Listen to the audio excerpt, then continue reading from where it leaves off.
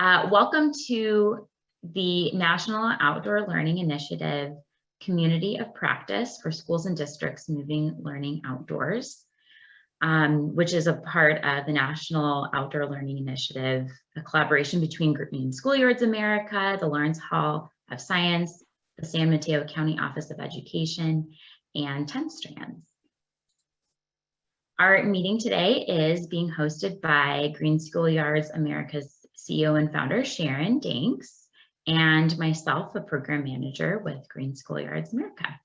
Well, again, thank you for being here at the Community of Practice, and we're so happy to have Andra, Naomi, and Sandie here representing San Mateo County Office of Education and each Green Corner. Both have been long at this work well before the pandemic and well after. As an introduction to each of our three guests, Andra Yeghoian has over 15 years of experience in public and private education systems, literacy, and nationally and internationally. She served in a variety of roles, including environmental literacy and sustainability coordinator, director of sustainability, secondary humanities teacher, project manager, professional development facilitator, adjunct faculty, and as an organizational consultant. She holds a BA in international relations and a teaching credential from UC Davis, as well as an MBA in sustainable systems from Presidio Graduate School. She has also supported school sites, districts, and county offices in achieving honors such as the U.S. Department of Education in California Green Ribbon Award, the Bay Area Green Business Certification, and LEED Platinum Certification for new buildings. Naomi Stern is the Green Facilities and Operations Analyst for San Mateo County Office of Education, providing technical assistance to schools and districts seeking to support implementing projects with the Environmental Literacy and Sustainability Initiative.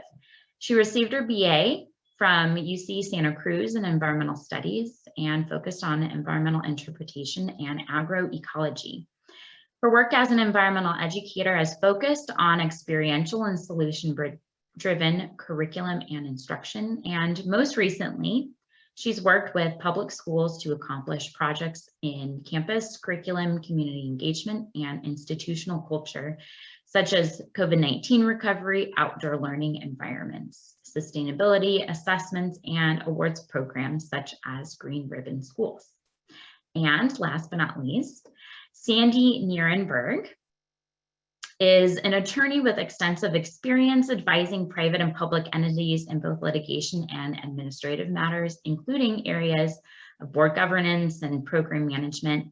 And most recently, she served as the Deputy County Counsel in San Mateo County, where she gained critical insight into the extent of food insecurity in San Mateo County, as well as the many dedicated nonprofits working to alleviate hunger.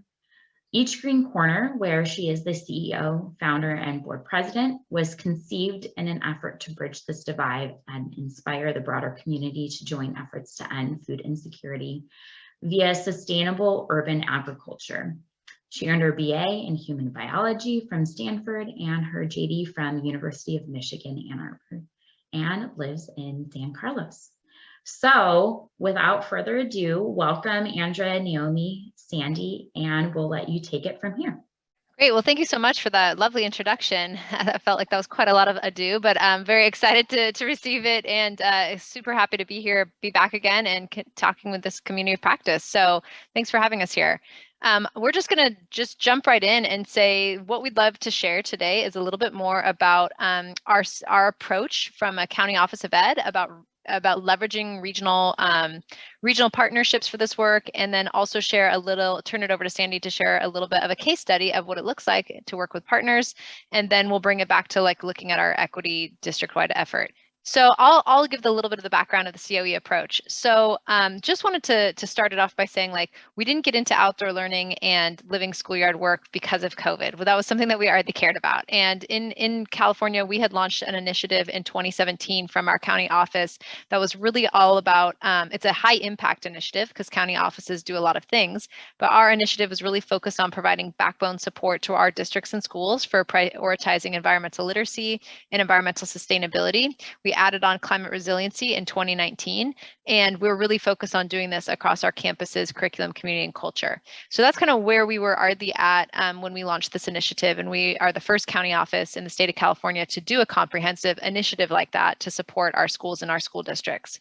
So for me, I actually, when I came into this role, I had been working at the site level, and so I already had a vision of what outdoor learning can look like. I had the fortune to work at Bishop O'Dowd as a site level director of sustainability, where they had been developing a 4-acre garden and living schoolyard space since early 2000. And so I already had in my head that I wanted to see that happen for every single school across San Mateo County, because I really felt, and I know that this is a feeling that many people share, that the most equitable access to our kids being outdoors every day would be to have a living schoolyard at their school. So that was really the vision I had based on my past experience in doing this work, not just at O'Dowd, but in a few other places. And so I was super excited in 2017 to 2020 to get much more involved with organizations like the Children in Nature Network and with Green Schoolyards America. And we had already begun working with Sharon and Green Schoolyards America about scoping out this like regional equity-based approach to having every school have that living schoolyards approach. So we had brought Sharon in to speak at one of our conferences and to work with some of our site level administrators in our capacity building program. And we were like well on our way to like making this all happen and doing this in across this context of 23 school districts, working with 170 plus schools and really helping stakeholders at all different levels. So that's where we were at. And we'd actually had just wrapped up like a garden landscape analysis to figure out which of our schools had garden programs going. And we had identified all these different partners that we felt could really dive into this work and do this, and had already gotten a few things off the ground to build on the existing success. And here, like some of the existing success we had was like in many of our school districts had already invested in gardens, and we had a lot of leading edge exemplars, and folks were joining our fellowship program saying, we want to like either start this or we want to do more. So we were really excited about all the progress that had been made, and actually had started to staff up in our own office with Naomi's position, a Green Facilities and Operations Analyst, and then also with a Climate Corps Fellow who could all be a part of adding to this idea. So then COVID happened, right? And so you all know that history, and that actually for us, we were well positioned to just jump right in and do this National Outdoor Learning Initiative with Sharon and 10 Strands and the Lawrence Hall. And it actually really helped us build out our resources more and our ability to provide technical assistance to do even more. And that's really what happened for us during COVID. So examples of some of the resources we developed was a lot more help on infrastructure guides. I think before we were really leaning on resources outside of our county, but now we were able to develop those. Also getting really clear on the strategies for outdoor learning and play. A lot more people were now being asked to teach outdoors who had never done that before. So it was people who were not already comfortable with it and needed a lot more professional development. And then most importantly, to help people make this transition to this being a long-term investment, we developed this like calendar of potential, like if you made this investment, how many days could you actually reasonably teach outside? So we like worked with some interns and did like climate change projections and other weather related projections, and found that it's still a really great investment to be making. So those were some of the things that we did in addition to everything else during COVID, but this really gave us a chance to figure out like what's our messaging around this and what are the resources. And really during COVID and then post-COVID, so the beginning of this year, our demand for services has just really increased. So right now, coming into this school year, we found that our stakeholders are just way more informed and invested, largely due to the partnership that we've had in this National Outdoor Learning Initiative, but just really a much deeper understanding of whole child needs like academic, physical, mental, and behavioral, but also more informed on what climate resilience is. And, that's like that is partly due because we're all really experiencing climate change. So now here we are being like, oh, I get it now, which is really super scary. But at the same time, it means that people are aware and they're awake and they're starting to engage. Some of the support requests that we've had during this school year has really been around infrastructure and maintenance, but a lot of it has been around partnership. And so we're recognizing that in order to meet all these needs, we need, like, partnerships are super, super critical. So we've identified all these different partners that you can see here. And one partner that we wanted to really highlight today was Each Green Corner, just because they're doing such great systemic change within some of our school districts. So I think I get to turn it over now to Sandie to talk a little bit more about what that partnership looks like on the ground. Okay, so I'm Sandie from Each Green Corner. We are a local nonprofit here in San Mateo County. And as I kind of got in my introduction, is that, you know, I really saw working with the county, working with school districts through the county and through a different perspective, that there's so much land available in the county.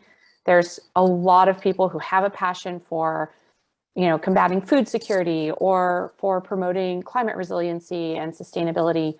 But what we really needed was a bridge, and was to create a community-wide awareness and empowerment for people of all ages, especially at the younger ages, to work towards this together.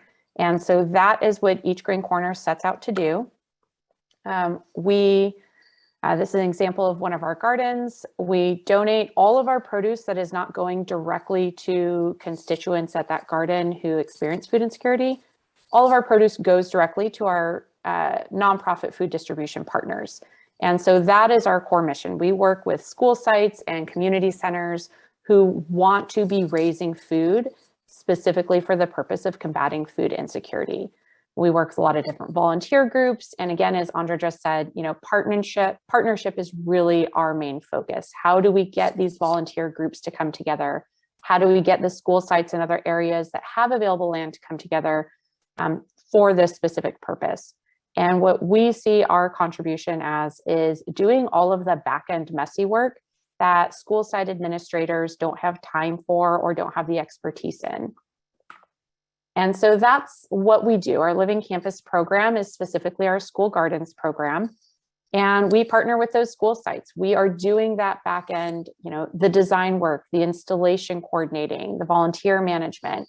We bring in, coordinate with outdoor partners for the technical expertise in terms of the agricultural management, you know, the harvesting, the transporting of the goods to our nonprofit partners, so that the school sites really can just come in and enjoy and use that garden space from an educational perspective. They don't have to worry about all the other work. We also do help with funding procurement and partnership development, connecting people with county office, connecting people with other nonprofits that are meeting their needs that our school sites might have, so that we can really maximize you know, connections within the community to help further all of our shared goals. So we operate largely in the middle of San Mateo County. You can see all the little red apples are existing sites. The green apples are sites that are coming on board this spring or fall. We have been in operation for 2 years. So we went from 2 sites pre-pandemic to now having a whole litany of sites. And I get contacted on almost a weekly basis from a school site and on a weekly basis from outside community groups who want to either work with us or who want to add us in as a community site. So there is so much demand for this type of coordinating service. It definitely exceeds what we can do, but it doesn't exceed what we can do when we work in partnership with county office and all the other NGOs that are out there in this area. And so that is how we see our whole community being effective. Here's nitty-gritties. I won't read them all. It kind of is what I just said. We really work, one thing that we saw is that we have a lot of gardens that were once beautiful gardens, but that school staff member who was the garden champion moved on, or the parent who was the garden champion moved on. And so what we have done is created a system where we are creating and providing that institutional knowledge and that continuity of knowledge and service, so that the gardens will persist beyond the time that that on-site champion is there. We have so many examples of gardens that are beautiful, and that are now totally defunct that we're coming back in to try and help revitalize. And so we see this as important because not only do we provide that continuity of support, but we also have a structure to work with County Office of Ed to encourage people to be empowered and take responsibility in the ways that they can. So we help people train volunteers. We help outline what the responsibilities look like for school staff, to have that one school staff member who's a district contact and a site contact.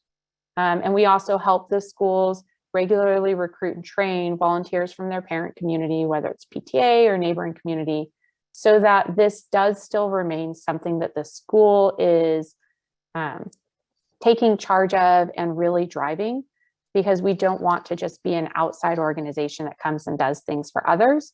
And that kind of misses the point of empowering the community to make change at the individual and community level. So here's how we work. It's great. This has come from a lot of lessons learned and doing things in orders that were not as effective. And so now we kind of have this down, and we're much more efficient at getting school districts on board. So I'll just kind of run through. This is an example of a school site that we started as a field.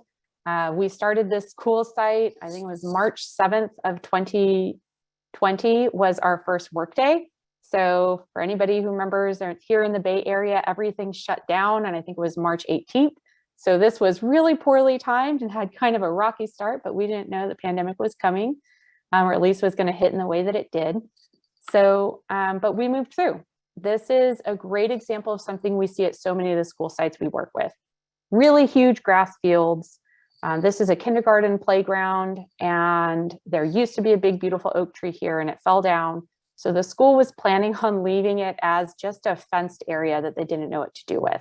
So that's why each Green Corner's name comes from the fact that there are little corners of schoolyards everywhere, and we can really make something out of them if we have the community involved and if we get really creative. So we come in and we work with college interns. So lots of landscape design, lots of sustainable design people to put together design packages. We took that yard we created on the right-hand side. There's a full outdoor classroom with a whiteboard, a stage, a work sink, sheds, and then picnic tables. There's a center dividing fence to kind of keep kids in the area they're supposed to be in. And then on the left-hand side, we have the garden area. This is what it looks like 8 months later. So this is before the whiteboard is installed, but we had taken out all of the grass, built everything. And again, noting that the way that we work is not to come in again from the outside and do things for people. We are 100% focused on community empowerment.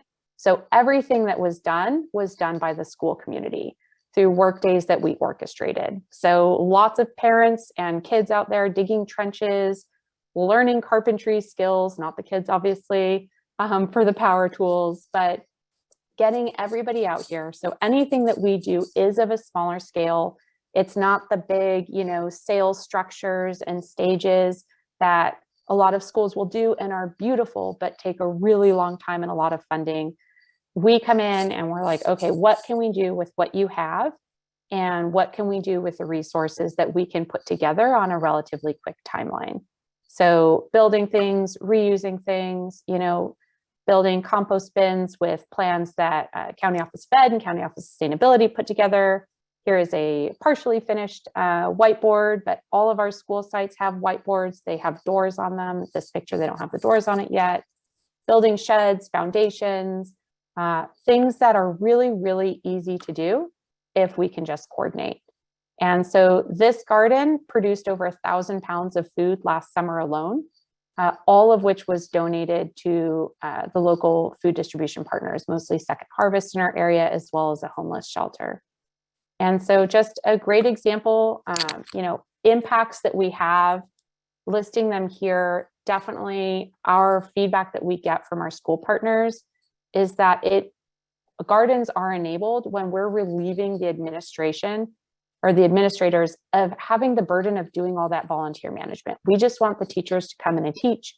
We want the students to come in and learn.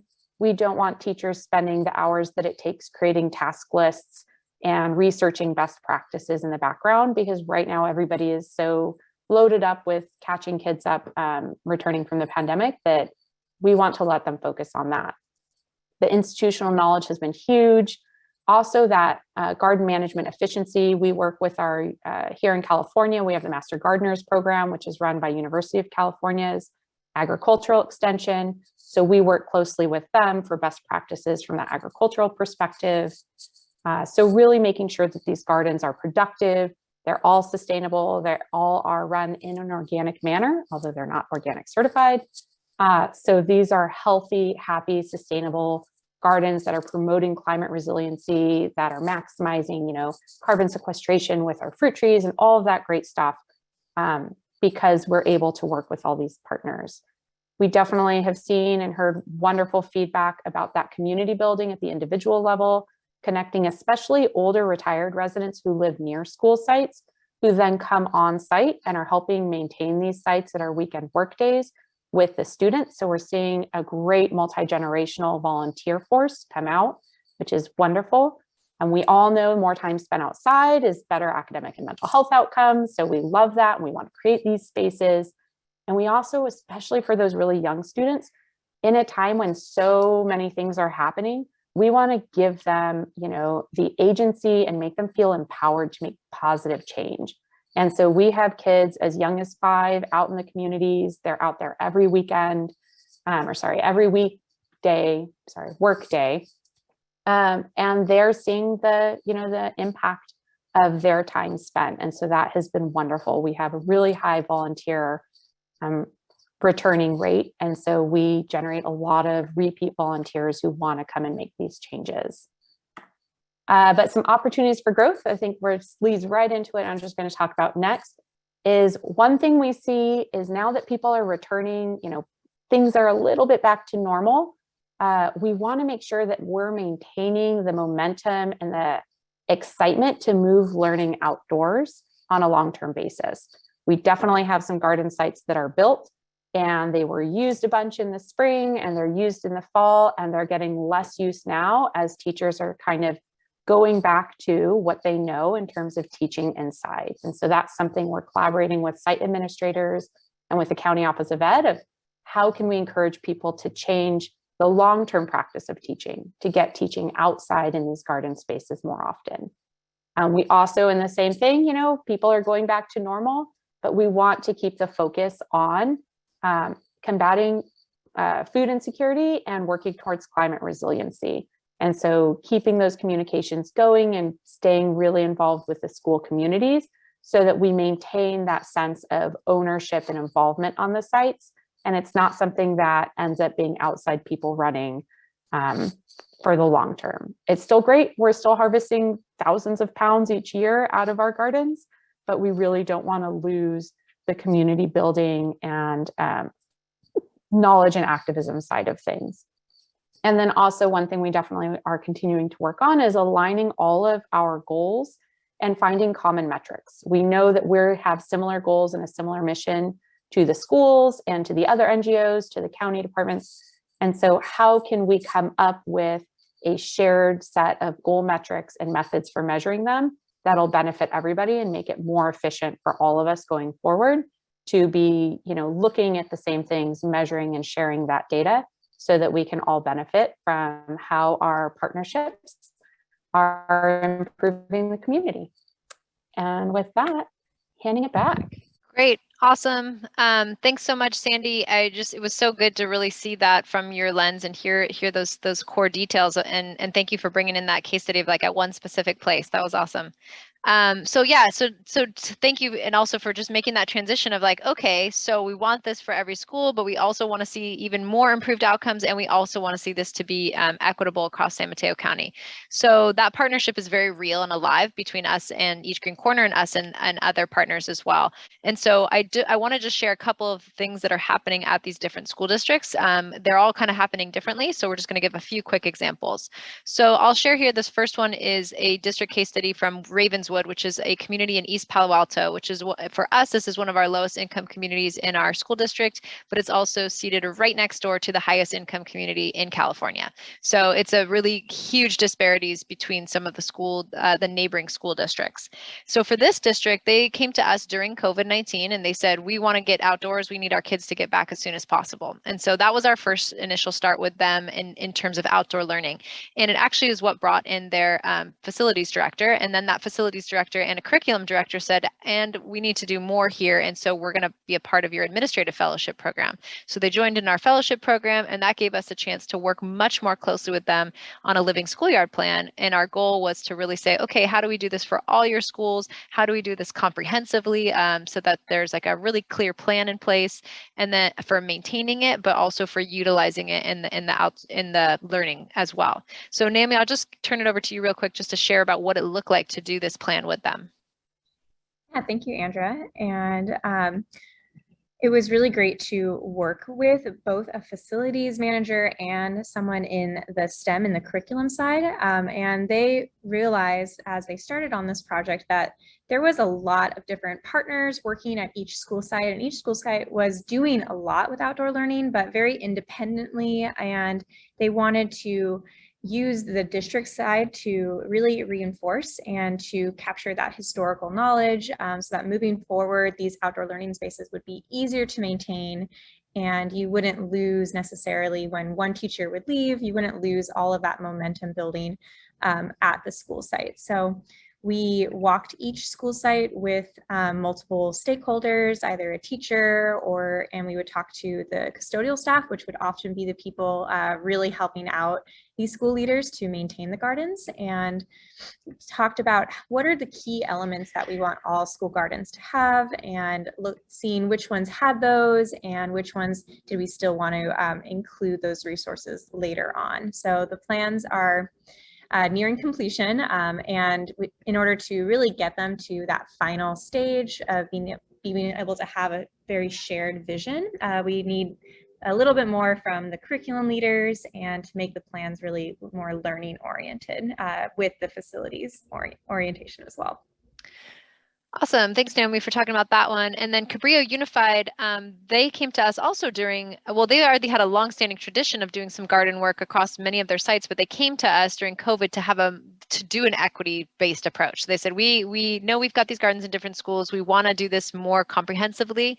And we think we need to make an investment in infrastructure, but we're not really sure exactly how to do that. So very similarly, we've been working across some of these different school districts, some of these different schools to do a comprehensive plan like that. We haven't quite brought it to the place of a full living schoolyard plan yet with this district, but we've done a lot more with the different sites. And in this case, we worked with a different partner, the HEAL Project, who are really doing a lot of that curriculum effort. And they're now really intimately connected to this school district and helping us on a broader facilities effort as well, doing a campus sustainability dashboard and then doing some other curriculum projects. So we're excited to see where this is going, and excited that they did some district funding to all schools for outdoor learning. And then Naomi, do you want to talk a little bit more about going specifically like with the middle school, a little bit deeper on like their site and helping them adjust from like thinking about it just in COVID to like long term? Yes, definitely. So their middle school site, Cunha Intermediate, is a really great example of building partnerships. During COVID, a new teacher came into the school site and saw that there was the beginnings of a garden that had been, and there had been a partner previously there that was working with the science teachers, but it really needed a little bit more institutional culture and getting everyone in the school to participate. So we are helping them currently by creating this plan that looks at both the short term, what can we do to establish the garden in a really safe and sustainable way, and then long term looking, okay, how can we identify some funding to keep this going long term and find a partner that's really going to help you enhance the science curriculum there so that you can create this content. And for Cunha, it's very much a priority to get their program established to create that continuity of learning, because right now all of the elementary schools in that district have outdoor learning and garden programming, and the high school has a career technical education program for agriculture, but the middle school is really this spot where they can, if they had a program there that was really strong, it would create opportunities for all students at all grade levels to access outdoor learning. So we're going to wrap it up here to move on to Q&A, but just wanted to share last two things. Sandie already talked a bunch about San Carlos, but for a really exciting thing that's happening there is we've partnered up with another agency to do like a feasibility study that integrates regional stormwater pollution prevention and really looking at the resilience there. And then another district just came to us last week, and we thought it was just like kind of low level meeting, like, oh, we just wanted to talk about outdoor learning, and the whole district leadership team showed up with principal and superintendents and everybody, and they're like, we want a comprehensive living schoolyard plan. And we were like, well, yeah, living schoolyard month's coming up in May, and they're like, great, and we are going out for bond in June, so can you help us like organize? So we're like really excited to see this explosion of engagement across our county, and people really thinking with that long-term mindset, which is just aligned with where this community of practice is going. So we'll pause there and take some questions. Thank you so much, all three of you, for that fabulous presentation. It's so exciting to hear all the fantastic work that's happening at so many levels of scale in your county, and I'm just so thrilled to see how it's grown and developed. And I also really want to acknowledge your leadership and co-development of the whole National Outdoor Learning Initiative, and also in the first place, and should have said that right up front, how instrumental it was to have had your partnership in founding the whole National COVID-19 Outdoor Learning Initiative. And it's really clear how all the things that were moving simultaneously over the last year and a half have found fertile ground in your districts and are now growing up. So just so wonderful to see, and thank you for sharing your work. And so I see that we have some questions in the chat, and you're all welcome to put more questions in the chat as well. Take some time for Q&A here. Yeah, I saw, I'll just really quickly address the administrative fellowship one. So that was a fellowship that we started also pre-COVID. And the idea was that, so we run a teacher fellowship program that's helping teachers design units of study that are solutionary and culminate into civic engagement around environmental projects. And we realized so many of those teachers, it was really great, and teachers and students were loving it, but so many of them were being told no by their administrators, like, no, we can't do that project, like, no, that's not going to happen. And so we were like, we need to launch a program for administrators so that they can say yes, and really move this work forward. And so that's why we launched that program. And then we've carried it through, and we've had 3 cohorts through COVID. And so if you want to see any case studies, I just put that in the chat box. But I'd say the vast majority of the administrators that come to us in this program are like, I want to do something with our garden and like make it more than just these like dead beds. And so we're seeing like that as a really critical thing. They all see it as like super important for the learning. And so our job is to really help them like navigate, what does it look like to project manage that as a principal? And then how do we get you partners so that you are not having to own the whole thing, but you could work with somebody like Sandie who can help you set up a system of support to do things like have it regularly maintained and have that community impact that you're looking for. We still, though, need to help them make that transition to like, you are the one holding your teachers accountable to using the space. So that's kind of where we're at with that. There's a couple of questions that you've already addressed here, but a couple that are maybe broad and could be for any of the 3 of you. Ashley was asking about broadly, how do you gain interest with the state and with your district after having shown case studies, after having shown the Green Schoolyards process to the school and district, have gotten verbal support from the teachers union, but parents are also not really coming on board. So maybe I think at this point, what lessons have you learned about furthering this work, and what advice might you have to someone like a parent advocate who's just starting out? That's a great question. I mean, so if it's more on the advocacy side of it and less of like the technical side of like really doing the work, like how Sandie's doing it, I think on the advocacy space, I would say persistence is super critical. Karen Cow was saying this phrase yesterday, joyful persistence. So I think like that's a really critical way to think about it, is like just being persistent and having that, but also being able to find the right leverage point. So right now, like Naomi and I are like deep into like looking at bond measures and parsing universal taxes, and really thinking about like, okay, we know how to get students engaged, we know how to get teachers engaged and administrators engaged. Now we've got board members coming to us, and that's the way they think. So we're trying to get our own lens built around the way more of the language that they speak, so that when we had that meeting that we thought was just going to be like one person, but it ended up being a whole district leadership team, we were able to like be like, oh, you're going out for bond? Well, this was going to really help you do that. So I think like that idea of joyful persistence paired with like really understanding like the details of the system and understanding what leverage points are the right ones to push with each stakeholder.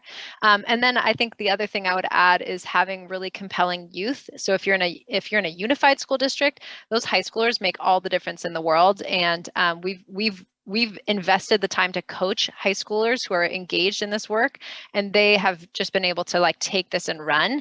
If it's a K through 8, I think that is a little bit more tricky, and I think the coaching has largely been with teachers. But I think I would say like the coaching and consulting and then knowing the system really well, I think is super important.